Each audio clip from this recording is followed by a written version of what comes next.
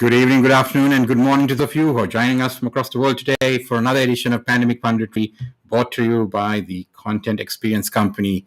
We are honored and delighted to have Milena Regos, founder, CEO of Unhustle, who has been featured on CNN Business, Thrive Global, NPR, and now on Pandemic Punditry. Welcome to our program, Milena. We are thrilled to have you. Thank you so much for having me. I'm super excited to be here. So let me maybe provide a little bit of context to our, I'm hoping is going to be a very interesting conversation and a thought-provoking one. So I think after the Protestant Reformation, Martin Luther sort of reconceptualized this worldly work as a duty that benefits both the individual and society. And he did an interesting thing. He took the Catholic idea of good works and transformed it into obligation and consistently working diligently as a sign of grace. So my question to you, Milena, is do you believe that the Protestant work ethic lies at the very heart of today's hustle culture, or for that matter, the Confucian work ethic or the Karma Yoga work ethic here in India? Well, I do believe there is value in working hard, and I disagree with the whole concept of hustling, because we've just turned into a 24/7 work culture. I agree with working hard, working with passion, working with purpose, but at the same time taking the time off, which we know science is now showing that is just as important to our brains. So since we're not working in factories anymore and we're actually using our brains to work, we need to give our brains time to rest, time to process the information. So regardless of what religion or country you're tuning in from or you believe in, I think we need to pull back a little bit on this constant notion of hustling, of working all the time, because it's really not benefiting us. It's actually hurting us. We're burnt out, we're stressed out, we're sleep deprived, we're lonely. We're basically killing ourselves with working all the time. We're not even being productive. That's the sad part. We're not even being productive, and we're not making money. When you hustle all the time, which a lot of people think like it's the way to be successful, it's the way to make money, it's the way to be happy, none of this is actually true. It's you're not happy, you're not being successful. Well, some of us are not being successful if you're working all the time, and you're not really happy.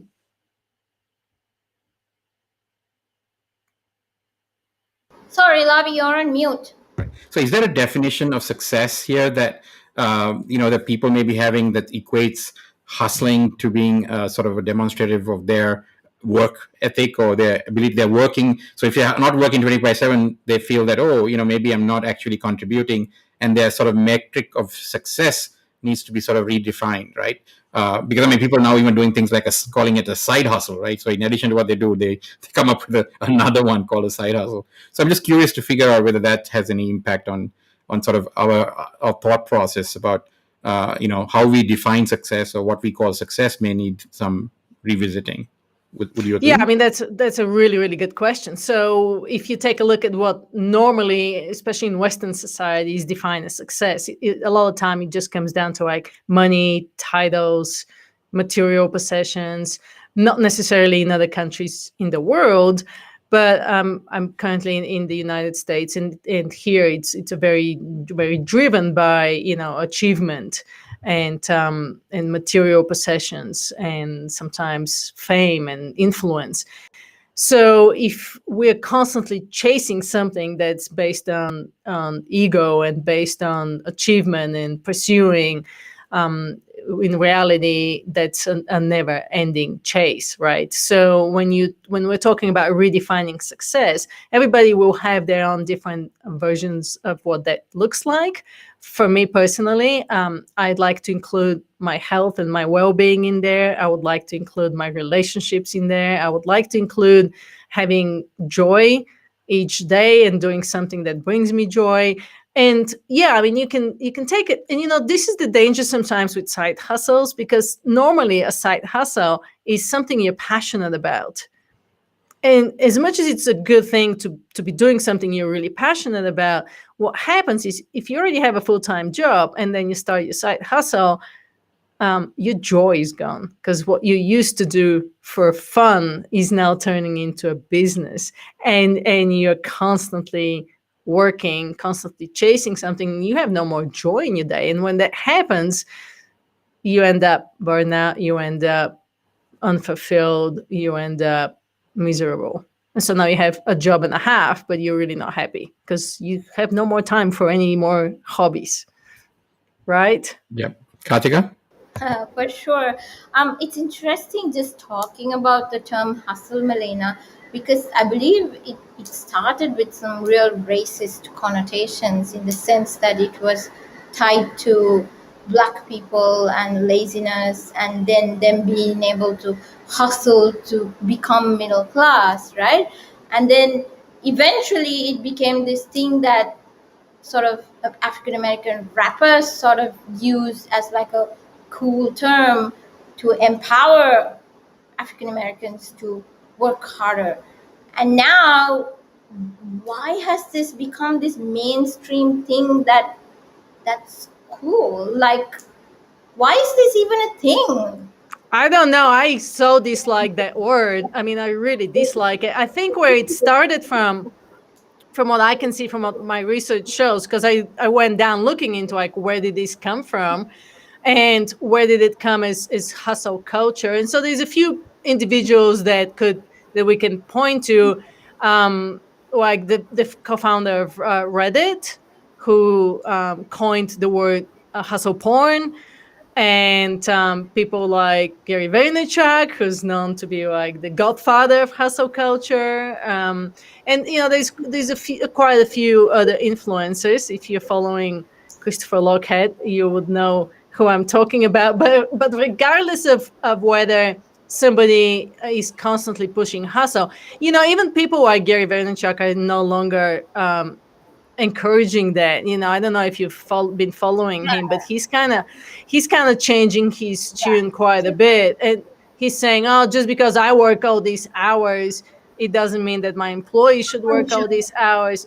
Yeah. And so I think it became a thing because it was kind of cool, and it was hip, and it was like hustle all the time, and there's companies selling all these merchandise, and it's really detrimental to a lot of young people, actually, the Gen Zs, the millennials, who are on Instagram seeing that all these founders are being successful because they're burning the midnight oil, and they're trying to do the same thing. They have their big dreams, and they're like, well, that's what I have to do. And if you take it even further back, it starts with our schools, it starts with our parents, it starts with our society norms. So all of these things kind of all combine into one, and then all of a sudden we have this perfect storm for everybody to say, well, that's what everybody else is doing. Social media is playing a part in it. So everybody's on Instagram comparing to what everybody else is doing, and then all of a sudden we have everybody hustling, and no one's actually getting any work done.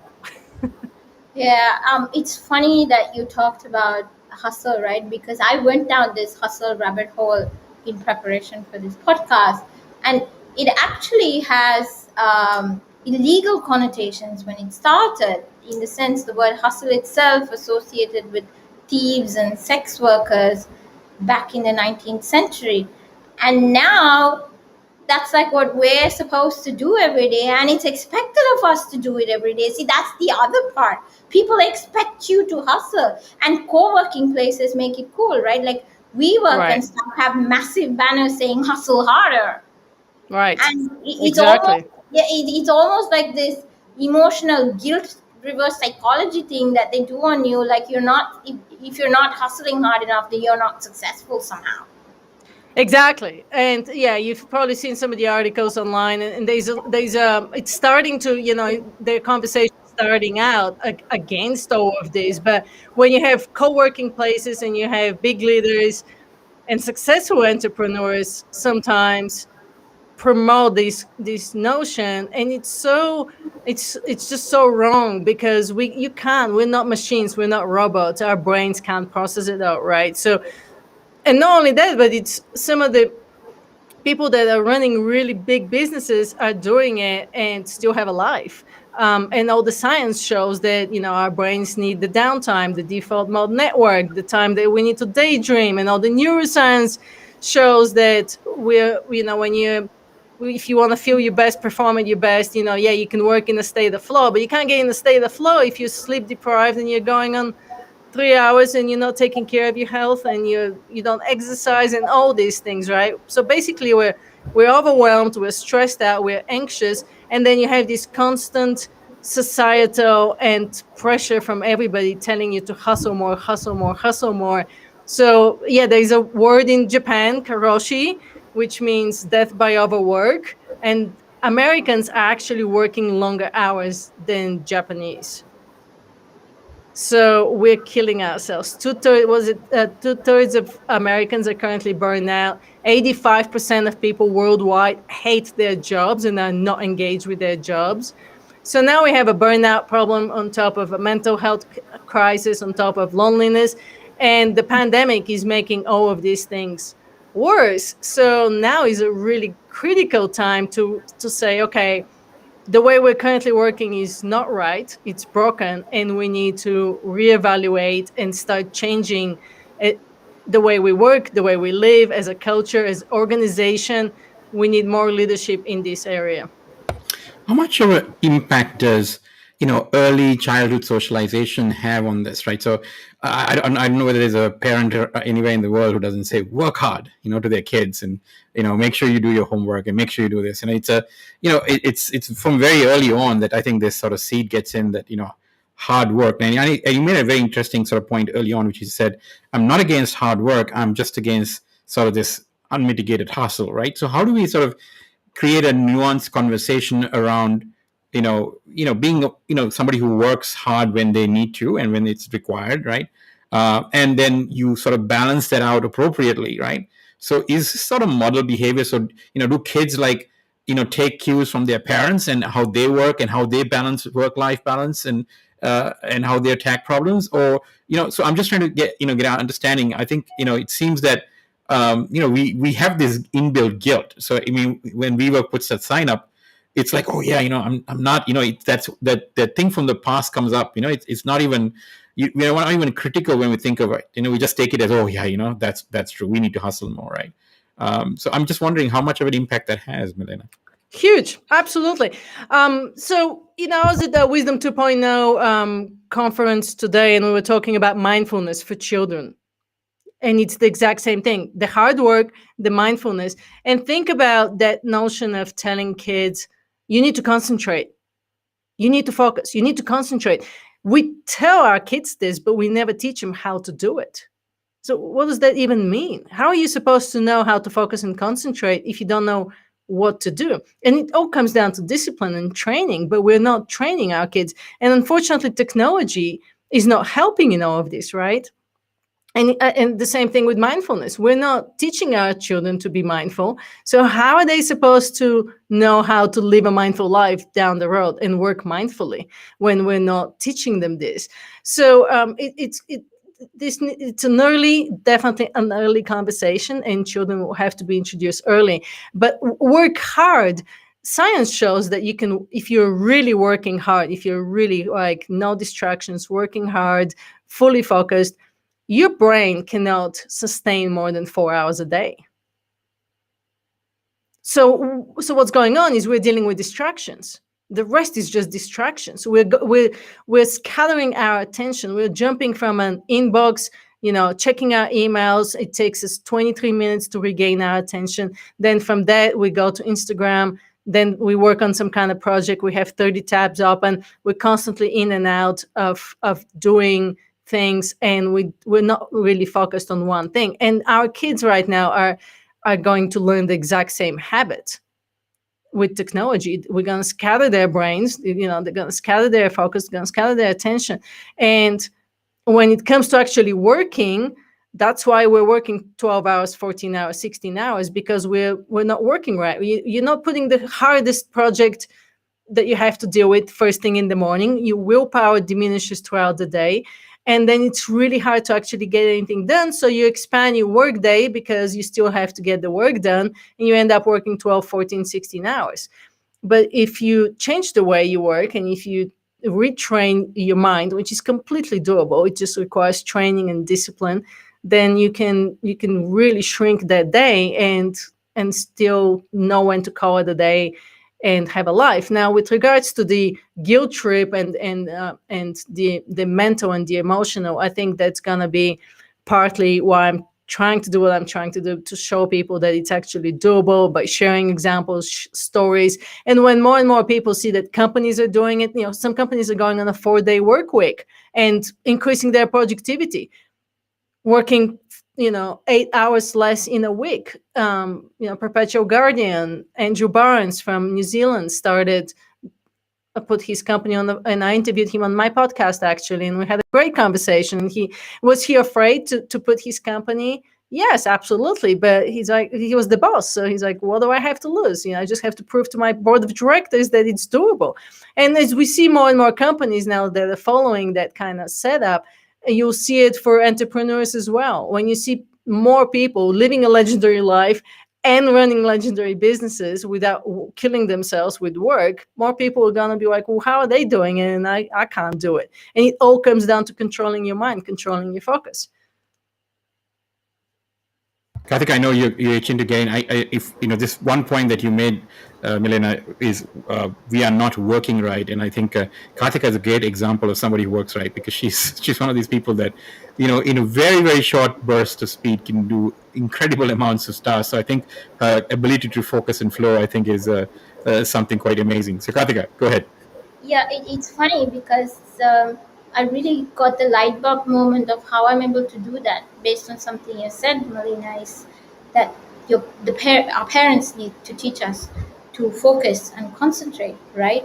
So I guess I took it for granted, but from a very young age, my mom used to always tell me about peak productivity hours, that each person has different peak productivity hours, and that I should find mine and just only work during that time. Everything else is just go with the flow. Your mom was a very smart woman. So tell me about, I want to learn more. How did You she should know? ask her what her peak productive time slot is. So I would love to know that. It's funny, my peak productivity time is from 4 a.m. in the morning to 8 o'clock in the morning.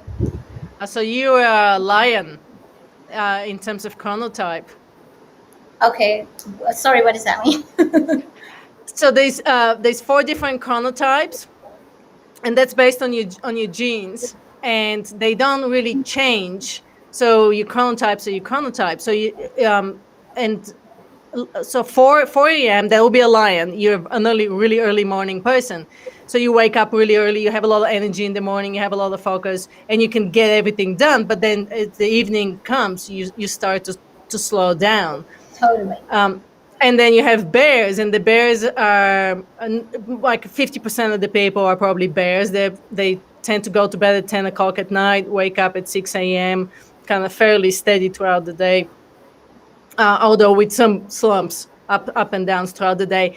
And then you have the wolves, and the wolves are the people who are really creative and functioning late at night. So they're the 11 o'clock, 12 o'clock, 1 a.m.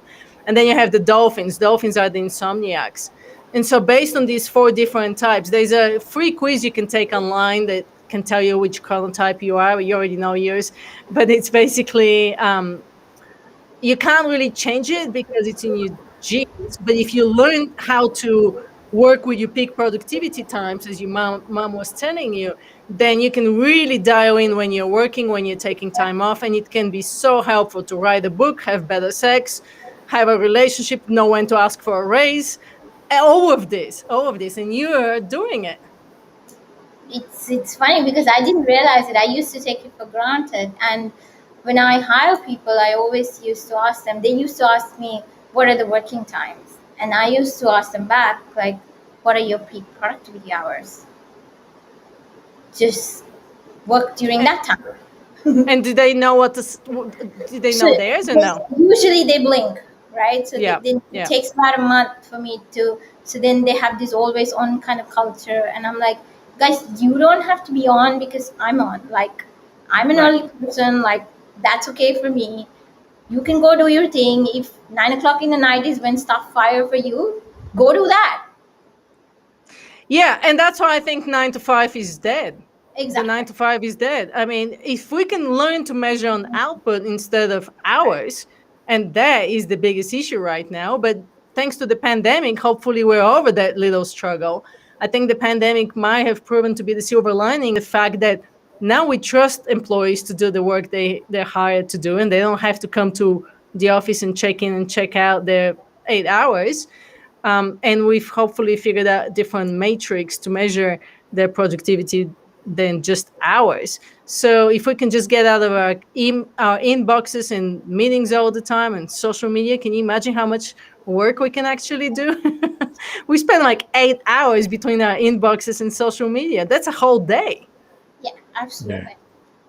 Yeah, it's interesting. So this Chronotype, there's a link that we can share at some point from for the show for somebody who wants to figure it out. I feel I'm a wolf, but so Karthik and I have some perfect sort of. If we had tasks that be done, she takes the morning stuff, and I hammer it at late night. But it's interesting that piece of sort of insight itself is sort of so useful. I mean, if you know your peak working time, peak productivity time, then you could really fashion the rest of your life around that, right? I mean, so if there is a task that requires that level of focus, then you keep it for that peak productivity time, and the rest of the stuff that you want to do, taking the kids to school or doing whatever you want to do, work out, whatever you do, then I mean, the rest of the time, I think planning your day around that makes perfect sense if you know what that peak productivity time is. Very, very interesting. Yeah, there is a great book by Michael Bruce called "The Power of When: Discover Your Chronotype." And if you just Google that, he has a quiz on his website. It's thepowerofwhen.com, and that will give you the 4 chronotypes.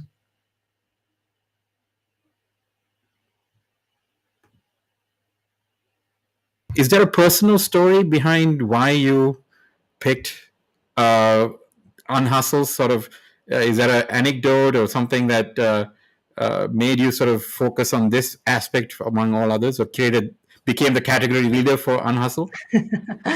Well, thank you so much for that. Yeah, of course there's a personal story. Isn't there a personal story behind any business and why we're passionate about? Yeah, before that, I was a digital marketer.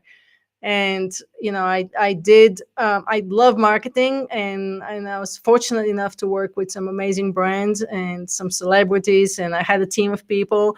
But what I realized I was doing is I was just working all the time, and with a lot of scattered attention on all kinds of social media channels. And I saw what that did to my brain, and I was starting to think, something's not right. Either I got to figure out how to change it, or I couldn't keep an attention for more than 10 minutes. I'd start reading a book and all of a sudden be like, oh, I gotta jump on Facebook and check something. Now that I know everything I know about neuroscience and what how technology is affecting our brains, and all the power that lies so deep in our primal brains and how we're wired, now I can understand what was going on. But back then I had no idea. So eventually I went through a little bit of a burnout phase myself. And burnout wasn't even defined back then. I didn't know what it was. I didn't know I was going through it, and didn't know how to find any solution for it. And it really wasn't until I went on a 10-day trip to Mexico, which turned out to be a digital detox trip, that I realized how much I was addicted to technology and to social media and all of it. And when I disconnected from it, all of a sudden I didn't have brain fog anymore. My clarity came back. I was learning how to kite surf. So I was in the middle of the ocean saying, this is great. I'm in my body. I can feel completely alive. I finally was able to connect with myself. And so all of this ended up, took me on a journey, which very slowly ended up in starting Unhustle. I started doing human potential coaching and got really deep into mindfulness. And all of a sudden I realized that my purpose in the world is much, much bigger than just the digital marketing I was doing. So I pivoted my career because I'm trying to help other people see this before it's too late, because I've talked to too many people that have had some kind of a much, much bigger aha moment when something drastic happens to them with their health or with their family, when they realize that they've been working too much, and at the end of the day, that's not really the point of living. As passionate as you are about work, there's more to life than work. True And we're that. all passionate about it, right? We all love what we do. We want to create an impact and live a legacy and make this big impact. But the way to make the big impact is not through hustling. That's what I'm trying to tell people. It's by living a multi-dimensional life, because when you seek creativity and innovation, and a lot of entrepreneurship is creativity and innovation, all of that is actually in a decline right now. It's on a decline because we buried our heads in our computers, and we don't take the time to go outside for a walk, or connect with other people, or do something that makes you learn some new language and look at it from a different perspective. Karthika? Yeah, absolutely. It's funny you mention all this stuff, Milena, because I recently had this consulting engagement, and the guy in charge, he's completely glamorizes the hustle, right? So, for example, a day off would be a day for him to basically find a way to message you and be like, "Is this done?" And I'm like, "Yeah, it's my day off. I'm not gonna respond to you." And then it would be like, "Karthi, people like us work on days off." Like, that goes against the very antithesis of what a day off. Yeah, and it's gonna take more and more of us to push back, right? Correct. And as we start to do that, and it's gonna start, we need more leaders to not expect their employees to be always on, always responding. And so it's already starting, but we would need more and more people. And I'm excited. I'll be presenting at Wisdom 2.0 next week. And so there are conversations in there already around this. And as more and more people get aware of it, with the pandemic, I think maybe one of the silver linings of the pandemic was that the whole world kind of slowed down, right? We all had a chance to take a big pause and to kind of get a little bit more clarity around priorities. I was talking to a few people today, and they all said it's been so great to connect with people in real life and have these deep conversations that maybe we took for granted before, or maybe we just never made time for before, right? So I'm starting to see really positive signs that we're on the right path. It will take a lot of work to make cultural changes, but I think as organizations implement a little bit more policies, we'll start to value time off just as much as we value time on. And to your point, with the day off, yeah, keep pushing back, because when you're online, I'm sure it's going to get taken care of, and it's going to be taken care of well, but it doesn't have to happen on your day off. Exactly. Exactly. No, it's spot on there. Milena, I'm sure you read the recent article in the Atlantic about titled "Only Your Boss Can Cure Your Burnout," right? And they make a pretty compelling argument that companies need to specifically adjust the norms and expectations that are most likely responsible for employee stress and burnout. And they also make this point that it needs to come from the top, and that no amount of sort of workplace yoga and mindfulness or anything like that will help unless those expectations are adjusted by those people at the top, right? Which is exactly the point that you were sort of making just now in Karthika's example. So I assume you agree with that assessment. Actually, I have not seen that article, to be honest with you. But yeah, we need to stop settling for Band-Aid self-care solutions just because your organization offers, it used to be ping pong tables and kombucha on tab. Well, I mean, that just means people can play ping pong for 10 minutes during the day and drink kombucha when they're thirsty. That doesn't qualify for a self-care solution, right? But actually getting your people to take their vacations and not limiting their vacation time or not expecting them to just take 1 week at a time. Give them 3 weeks. Maybe they need to travel to the other side of the world. It's the pandemic, right? They maybe need to quarantine. So give them the time. But what's interesting, some companies are going on unlimited time off policies. And even with that, people are still not taking their time because there's fear, right? There's fear that you're going to be looked at as lazy. There's fear that you're going to be looked at as not a team member. And so we need to start changing all this. And I'm not saying take unlimited time off and still get paid, because no one's going to do that. But I see a potential for doing things differently. Now we can work from anywhere, so it shouldn't really matter where you're working from. Karthika? Yeah, I mean, with this whole hustle thing, right? I mean, when I see my team like hustling or trying to be always on, one of the things I always say is, guys, let's take a break, right? Because let me ask you a fundamental question. If you fall sick, who do you think is going to worry more? Is it the company or is it your family? And they all unequivocally say it's my family. Then I was like, then what are you doing here? Go home, right? I mean, Love used to remember, I used to force people to go home. I used to be like, why are you still here? You pull it. I mean, there are sometimes you have to pull an all-nighter. Sometimes, right? Of course. And then they show up to work the next day and I'm like, why are you here? Please go. And they're like, honey, you're the only person who's telling us sleep. We're like, yeah, because you need sleep. You just pulled an all-nighter. Please don't come to work for 2 days.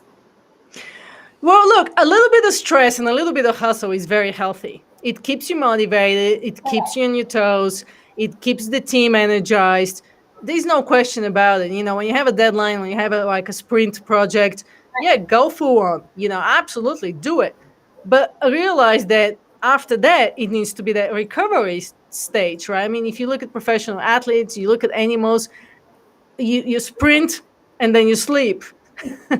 You win medals and then you rest. But at work, for some reason, we seem to be sprinting all the time. We never take time off to recover. And without that recovery, we end up burnout, right? So good for you for sending them home, because after an all-nighter, how productive are you really? I mean, you're probably going to check emails and respond to some emails. Like, don't come. Like, just go. Enjoy your life. Take 2 days off. Yeah.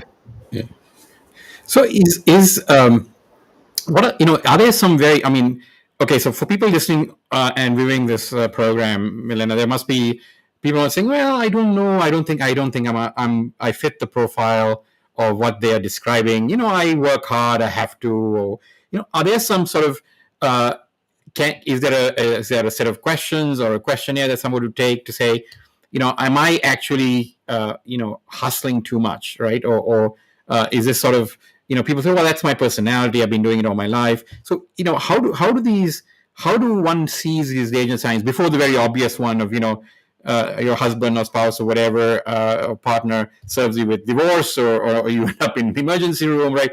And that's your body and that's your family telling you done, right? So I mean, before that sort of brick wall hits you, are there things that we should probably look out for, or people should sort of pay attention to as sort of early warning signs of this thing, or is it sort of self-evident? I'm just wondering. Yeah, that's a great question. I actually used to have a quiz on my website. I need to put it back up.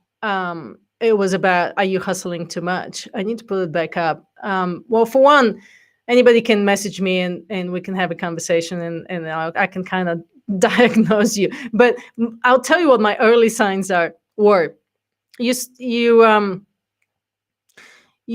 It's basically workaholism, right? When you start to choose work before, let's say, going out with friends, and you shy away and you say, no, that sounds great, but I'm just going to catch up on some work. Or you're cooking dinner with your husband or wife and you're constantly checking your phone because you are still in work mode.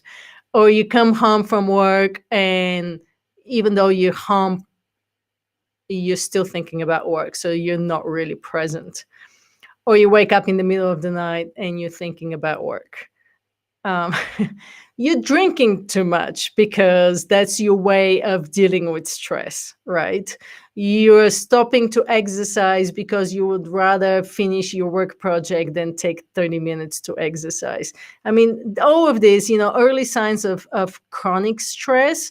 If you're looking for that, I think I have some information on my website, but there's a really long list of like early signs of chronic stress. Anything from migraines, chronically tired. You probably have digestive issues, adrenal fatigue. All of these things start to show up on a physical level. On an emotional level, you choose to relax by watching Netflix and having a couple of beers, and you're no longer really passionate about extended periods of time off. So when somebody tells you like vacation, you may be thinking, yeah, that sounds great, but can I work from the beach?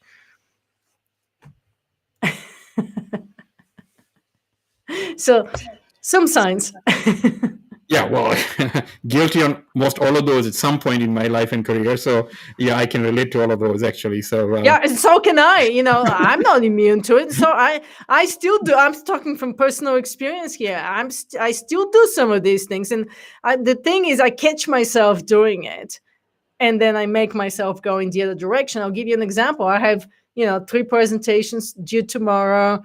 You and I were talking. I'm starting the program, and I have a couple of more presentations. I walked away from my computer more times than not this week, because I had to figure out in my head how to do these presentations in the least amount of time. But that creative thinking, and how to make them the most engaging, right? I wanted to make these presentations the most engaging, but I can't think about that if I'm in Keynote or in PowerPoint developing that presentation. I have to do it when I'm outside cross-country skiing with my dog, where I can, let my mind wander and I can actually think. So I took a lot of time off because I was really busy. that's sort of amazing sort of piece of insight right there. Take a lot of time off and you're amazingly busy. Yeah, when you get really busy, take more time off or meditate more. Yeah, it's a counterintuitive thing. Either one would do. Karthika? Yeah, I mean, listening to Milena, I mean, it's been amazing. But it also reminds me a lot about the discipline that was instilled in our household from a very young age. Because my mom always had this unwritten rule, like, you gotta leave your work problems, school problems at the door. Like, and it's gonna be hard, but you have to find a way to do it. And you have to be present here. So she always used to remind my dad, hey, if your mind's wandering, like, you gotta come back. Like, you have a child, you have to look after it, being me, right? And I was also like, she constantly used to like, are you thinking about your exam? Forget it. You studied for it. Just forget about it. I need to meet your mom. That would be great. Actually, your mom needs to come talk to my husband. I just had this conversation with him tonight. Yeah, because it's so easy. Yeah. These things make it too easy, right? The best thing I did. The best thing I did about these things. I turned off the awake feature on my phone, so that when you pick it up, you don't see any notifications and any messages and any calendars on it. It's the greatest thing ever, because now you're not sitting on there like, oh, something wants my attention, right? You're looking at a black box. It's great. It's so this really is weird, right? It's really weird. We always have this rule in our house, right? I do it till this day. Nobody believes that I do it. I switch off my phone in the night. We all do. It's great, isn't it? It's awesome. And then I wake up at 4, but no one can contact me because nobody knows I'm online. So I finish my work, and only after that I switch on my phone. Excellent. I love it. So we don't keep our phones on. There are people who bullied me about it, like, we can't contact you in the night, blah blah blah.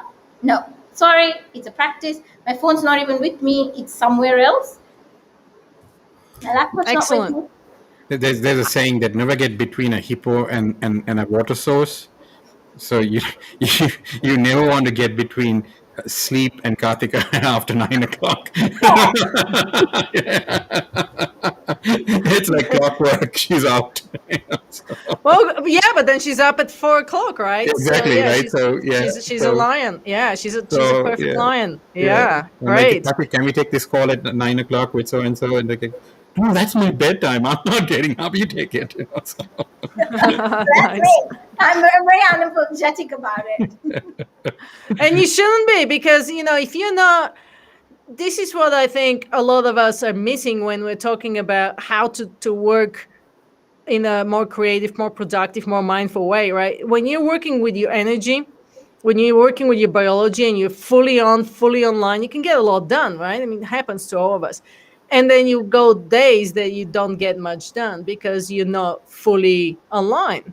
And so I have these unhustle morning rituals, and they're just like you. I start with that, I call it the sunrise method. It's S is for sleep, U is for unplugged, um, N is for time in nature. I go outside with my dog and take my dog outside and practice my gratitude and mindfulness.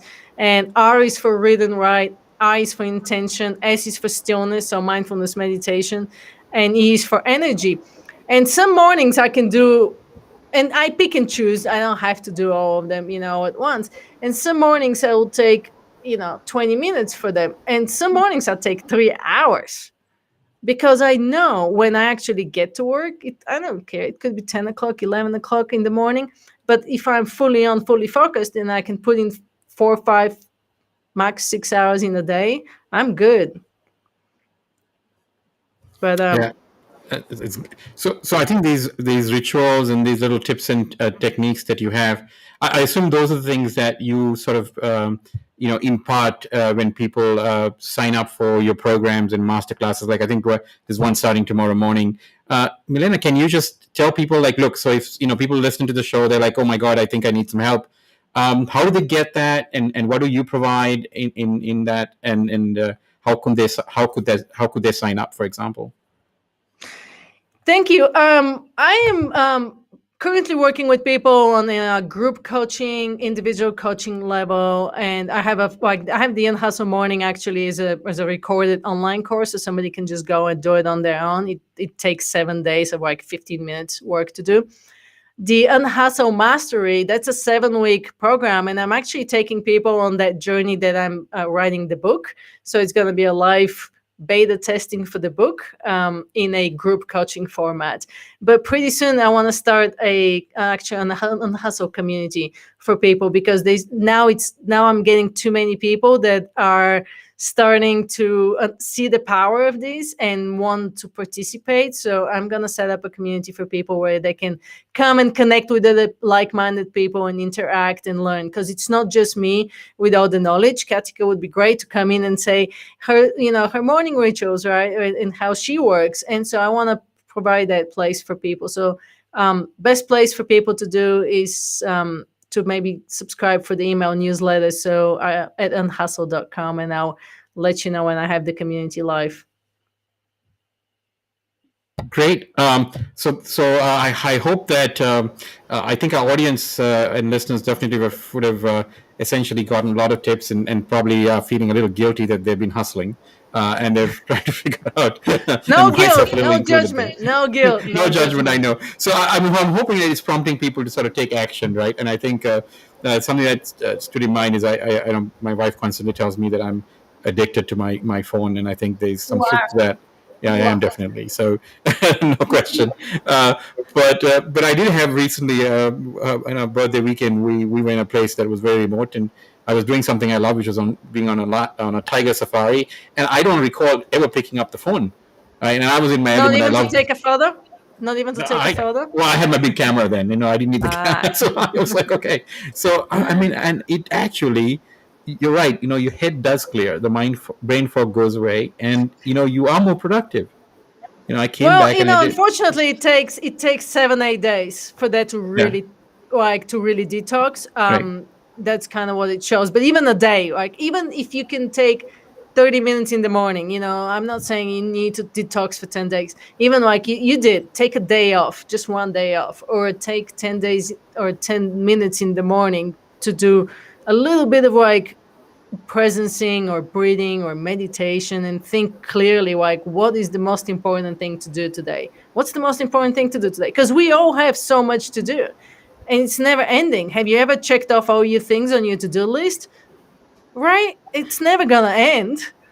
But at some point in time, we gotta say, what's the absolute most important thing to do so I can move my business forward, move my work forward, and feel good at the end of the day that you've accomplished something. And if you can do that in a state of flow, like Katika can, then you're probably 500% more productive than if you're hustling. That's at least what the 10-year-old study from McKinsey says. There is something else I subscribe to. I use the 80-20 rule. So Say that again. I use the 80-20 rule. So basically, I only do Yes. 20% of the tasks that give 80% of the output, and then I don't do anything else. So how do you decide what's the 20%? So I decided on a day-to-day basis, depending on what is expected, and then everything else I just delegate. Good for you. Perfect. You and I see eye to eye. So good. You do it. Yeah, excellent.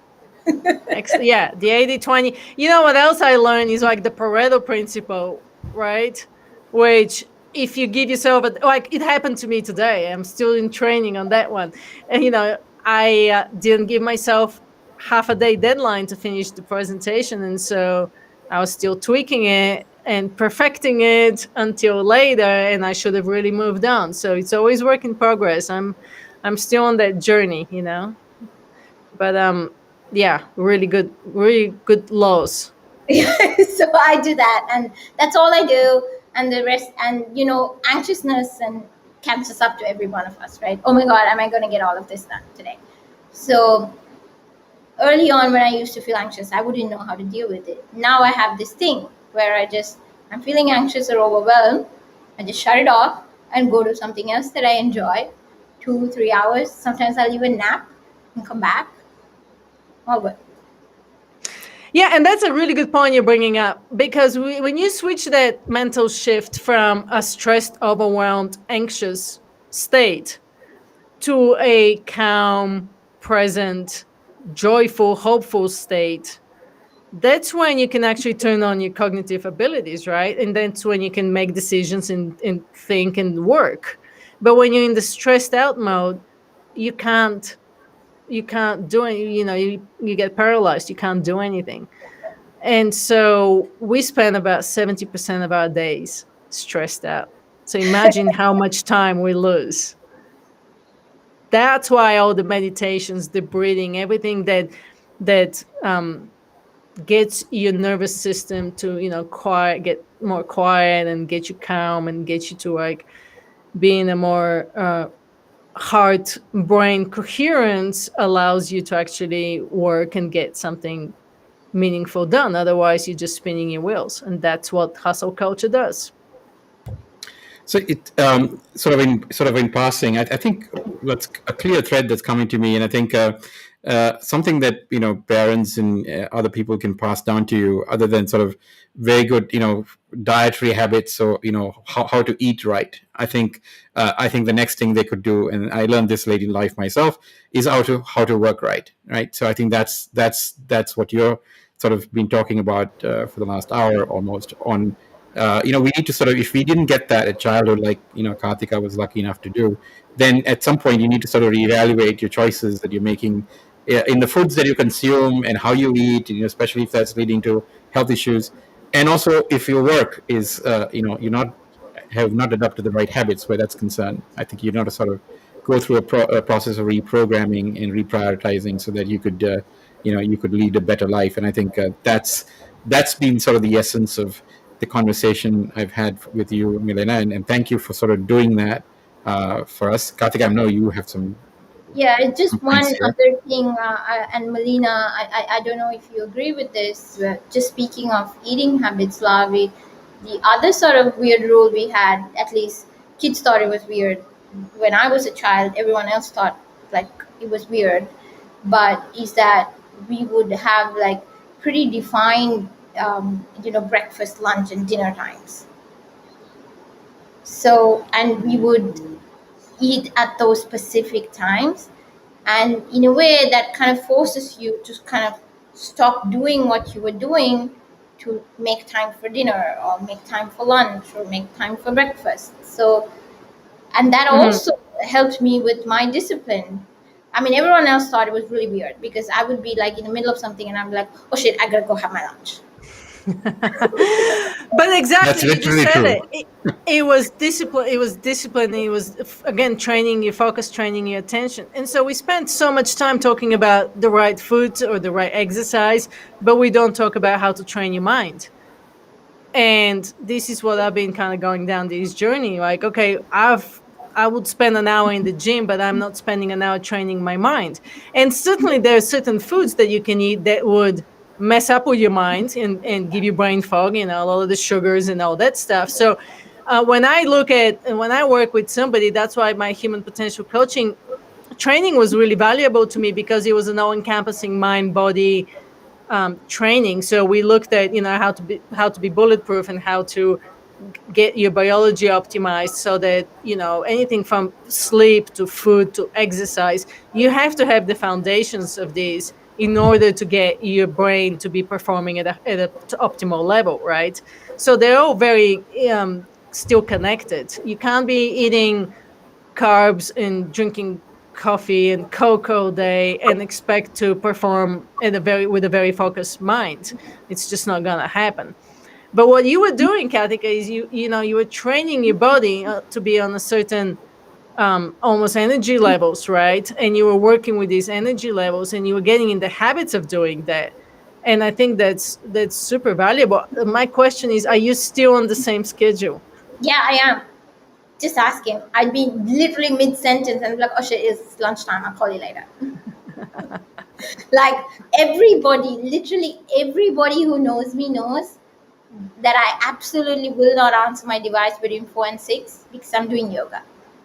Like there's no point even trying because I just won't answer.